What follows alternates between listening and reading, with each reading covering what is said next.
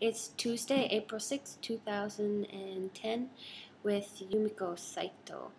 And we are going to be recording her video with the script. So go ahead. Hi Steven, I had dinner at this French restaurant called Annual yesterday evening, and I was very surprised to see that the chef used Japanese seasoning for my dish. Did it not taste good? It was very good, but since it is supposed to be traditional French cuisine, I was just a bit surprised. Well, it's recently become a worldwide trend. More and more chefs are starting to use Japanese ingredients in their cooking.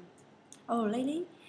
It would have thought that it would only be for Japan.